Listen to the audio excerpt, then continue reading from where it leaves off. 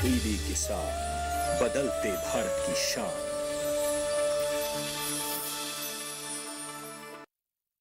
The Global Ayush Investment and Innovation Summit 2022 in Gujarat is the world's first event celebrating the transformation of the Ayush sector into a multi-billion-dollar industry. The path-breaking policy and regulatory initiatives by Prime Minister Shri Narendra Modi have been a game changer. Invest in Ayush for a healthy and vibrant future.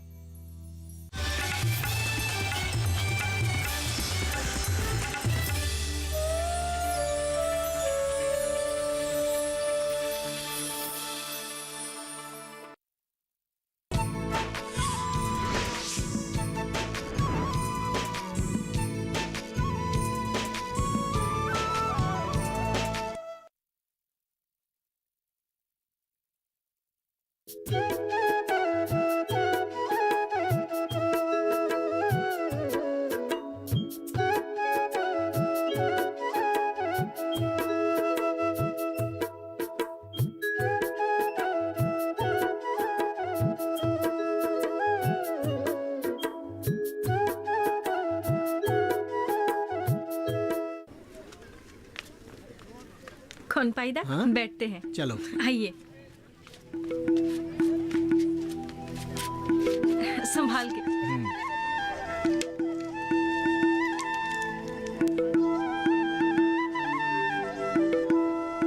Cat की बेटी, किसने सोचा था कि झाड़ियों से भरा हुआ ये जलाशय हमारे गांव के युवकों के लिए जीविका के साधन बन सकते हैं। तुमने गांव के दिशाहीन युवकों को नई राह दिखाई है। अब तक वे ताश कैरम खेलते हुए, नशे में धूत रहते हुए समय गुजार रहे थे। बेरोजगारी ने उनको हताश कर दिया था। तुम्हारे कोशिश से मछली पालन के लिए सरकार से सहायता भी मिल गई है। अभी भी बहुत काम बाकी है कौनपाइदा।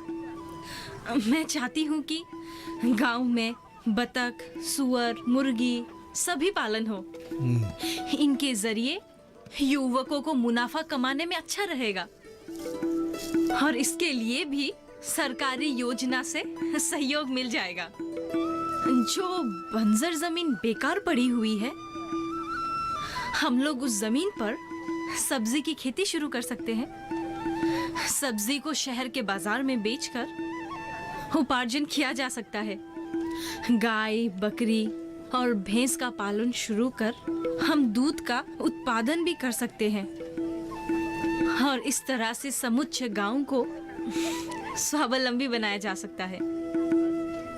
तुम जो कहोगी हम वही करेंगे केट की बेटी।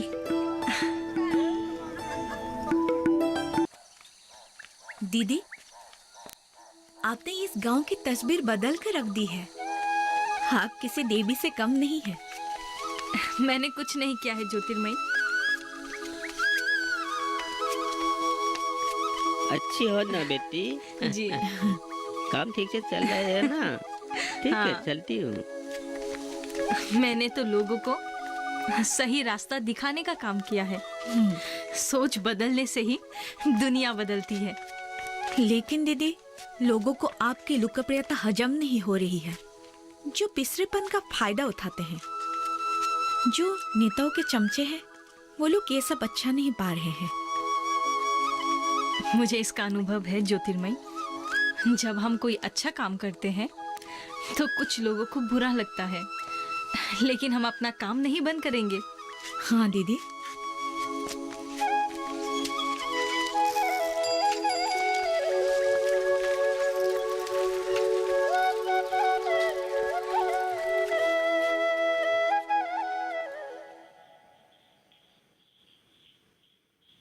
जब मैं गांव के लोगों की भलाई का काम करती हूँ तो अपने गम को भूल जाती हूँ। लेकिन जो लोग मुझे इज्जत की नज़रों से देखते हैं, वही लोग ये सोचकर मेरी तरफ हमदर्दी के साथ देखते हैं।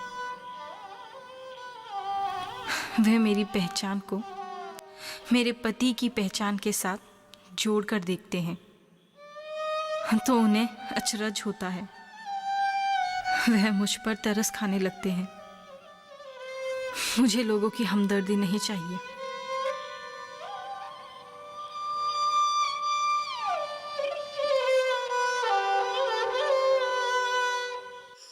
परे गांव से आई एक औरत की बातों पर इतना भरोसा नहीं करना चाहिए। पता नहीं इस गांव के लोगों को क्या हो गया है, सभी आंख बंद कर उसकी हर बात मान रहे हैं।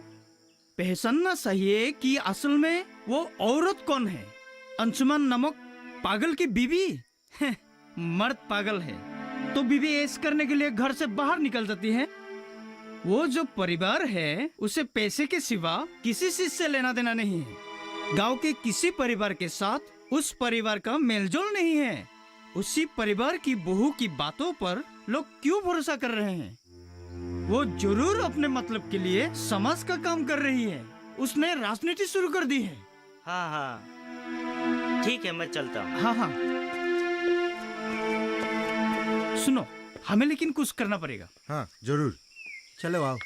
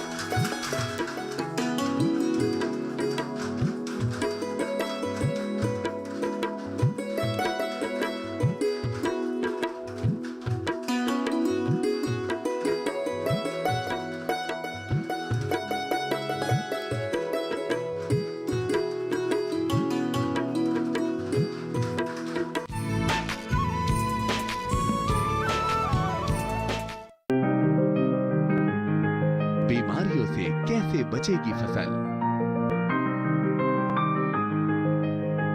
मवेशियों की मुश्किलों का क्या है हल? कहां से लाएं बीज, कितनी लगेगी खाद? किसानों के हर फोन का विशेषज्ञ देंगे जवाब। देखिए हेलो किसान लाइव सोमवार से शुक्रवार शाम 6 बजे।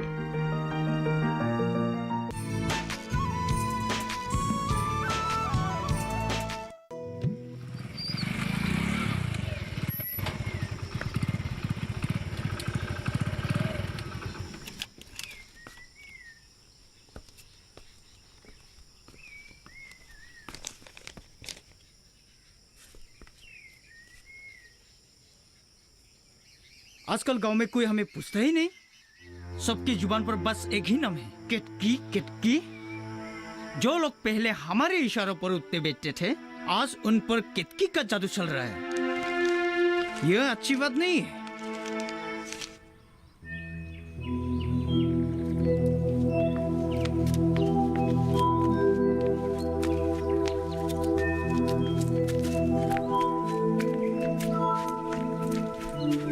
नमस्ते। नमस्ते। नमस्ते। आइए आइए, हाँ बैठिए ठीक है। बैठिए। अच्छा ठीक है।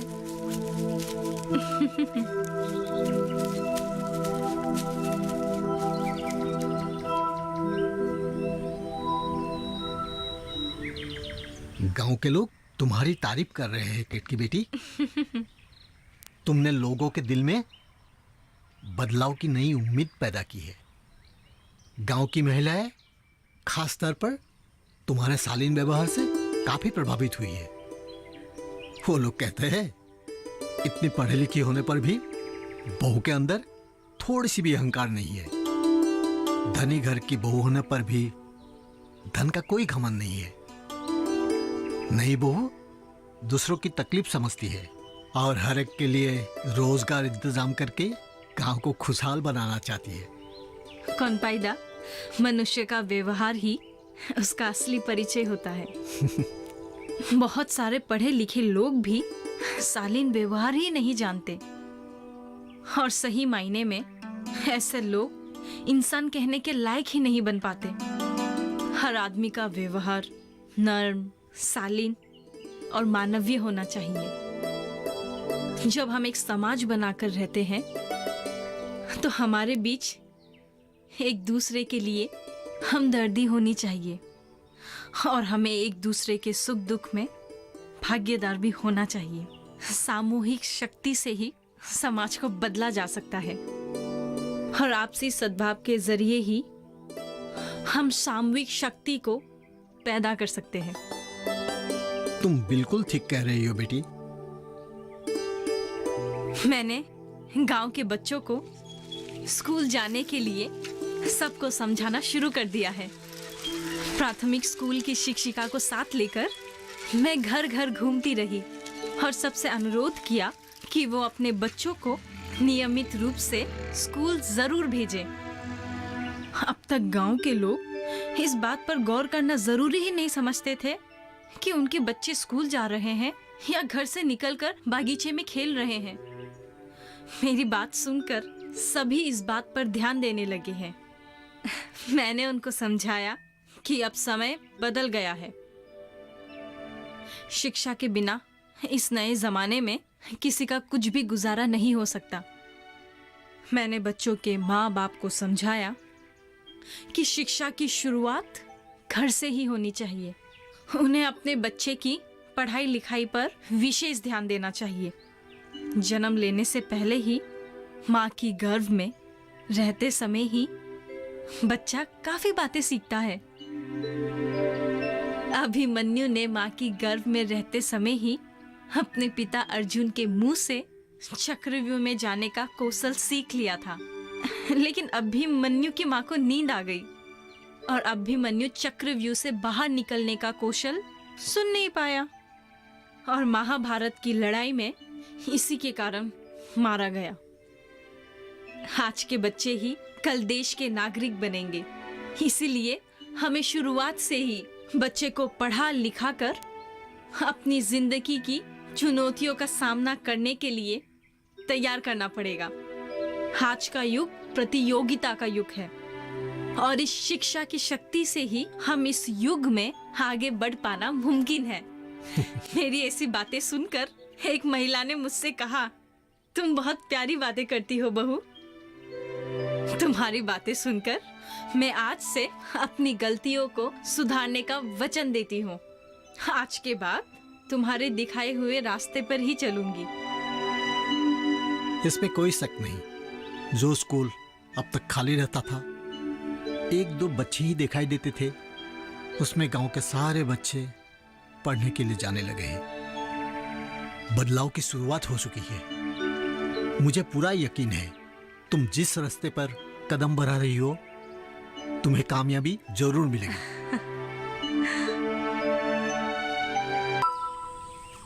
अरे देख देख कौन आ रही है। महारानी आ रही है। हर वक्त घूमती रहती है। मैं सुनती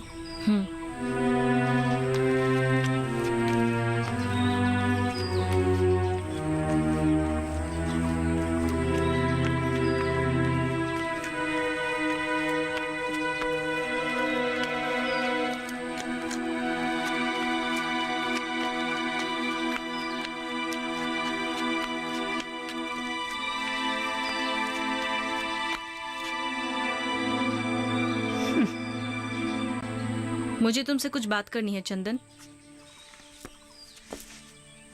कैसी बात करनी है? पूरे गांव में तुम लोगों को मेरे बारे में जो कुछ कहते हो मैं सब जानती हूँ। तुम कहते हो कि पराई गांव से आई केतकी जरूर अपने स्वार्थ के लिए ही सब कुछ कर रही है। तुम कहते हो कि जिसका पति आधा पागल है, उसकी पत्नी जवान लड़कों के संगत हासिल करने के लिए समुद्र से गांव में घूमती फिरती है, सरकारी दफ्तरों में जाती है। तुम कहते हो कि गांव के जिस परिवार को केवल अपने स्वार्थ के बारे में ही पता है, उस घर की बहू कैसे परोपकारी हो सकती है। तो मैंने गलत क्या कहा? सभी जानते हैं तुम्हारे परिवार को, सभी जानते हैं तुम्हारे पति को। तुम जो कुछ भी कर रही हो जरूर किसी स्वार्थ को ध्यान में रख कर ही कर रही हो। आज के जमाने में कौन दूसरे के लिए इतनी मेहनत करता है? मैं जानती हूँ तुम्हें मेरे काम से इतनी तकलीफ क्यों हो रही है। इतने सालों से गांव के लोगों को तुम अपने साथियों के साथ मिलकर गुमराह करते रहे हो। सरकारी योजनाओं से मिलने वाले धन को खुद हड़प रहे हो और गांव वासियों के साथ छल कर रहे हो। अब मैंने आकर सरकारी योजनाओं का वास्तविक लाभ लोगों को दिलाया है। गांव के स्त्री पुरुष स्वावलंबी होने लगे हैं, तो तुम्हें तकलीफ होने लगी है। मुझे ये सब करते हुए चुनाव नहीं लड़ना। मैं अपनी शिक्षा का सदुपयोग कर रही हूँ। मैं तुमसे भी अनुरोध कर रही हूँ, तुम भी हमारे साथ आ जाओ और इस गांव को एक आदर्श गांव बनाने में योगदान करो।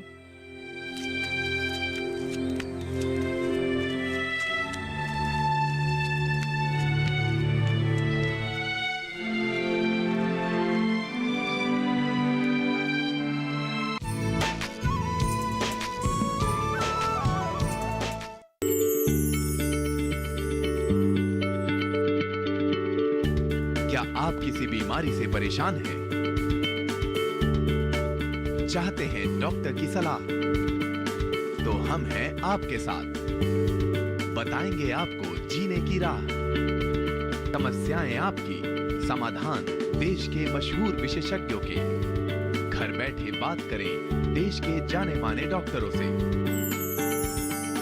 हमारे लाइव प्रोग्राम स्वस्थ किसान में हर शनिवार शाम 6 बजे से 7 बजे तक।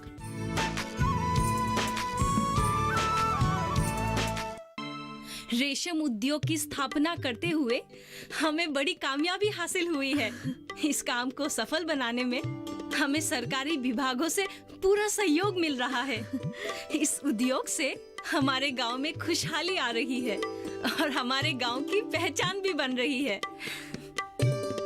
और अंतर्राष्ट्रीय बाजार में ये आसाम के सुनहरे धागे की मांग बढ़ती ही जा रही है। ये सुनहरी धागे एक दिन आप लोग का किस्मत बदल के रख देंगे।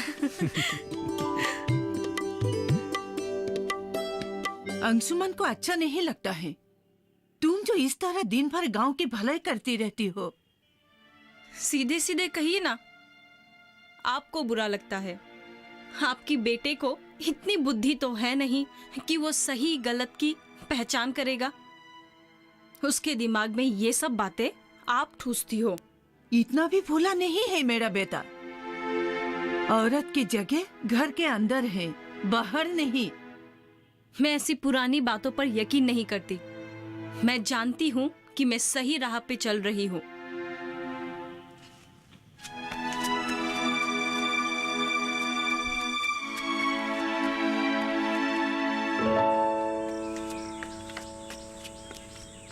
हाँ, रखो।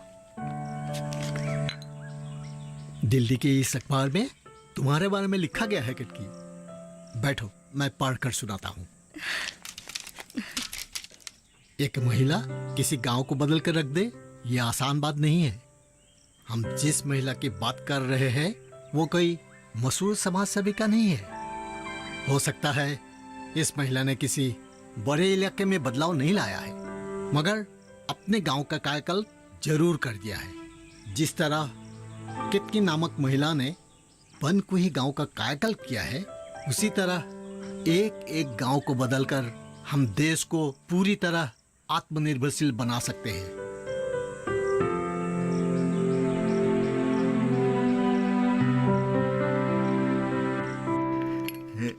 पहले खाना खा लीजिए। नहीं, मुझे नहीं खाना।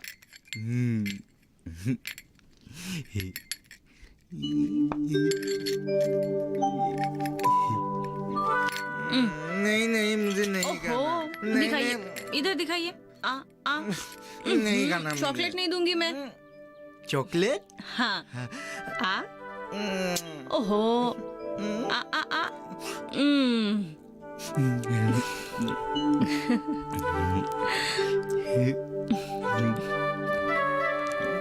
पानी।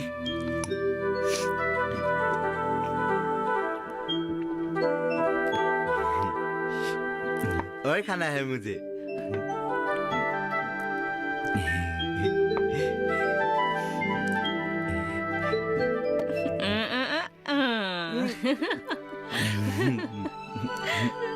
तुम बहुत अच्छी हो। आजकल कुछ महिलाओं को आपसे जलन होने लगी है। अरे ये तो स्वाभाविक है ज्योतिर्मयी। वे आपस में चर्चा करती है कि शादी के इतने साल हो गए मगर अभी तक संतान पैदा नहीं हुई। हर मामले में जो सफल है उसका मां नहीं बन पाना कितनी दुख की बात है। वो लोग ऐसा भी बोलते हैं कि एक बुद्धू के पत्नी होने के नाते मां बनने की उम्मीद रखना बेकार होगा। ऐसा कहती है, कहने दो। लोगों की ऐसी बातों पर ध्यान दूंगी तो मैं अपना काम नहीं कर पाऊंगी।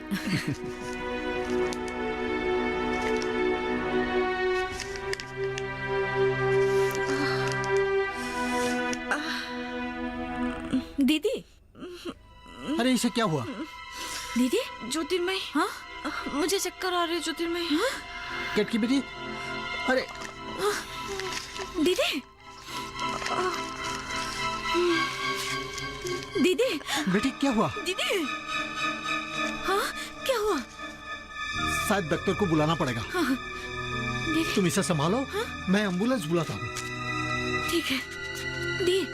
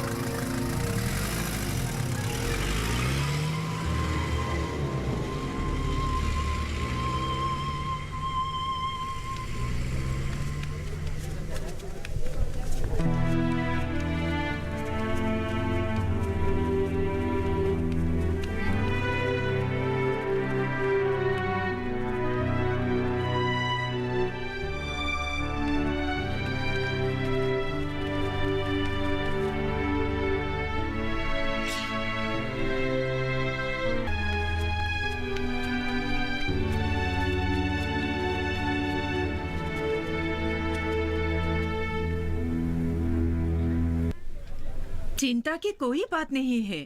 डॉक्टर ने कहा है वो माँ बनने वाली है।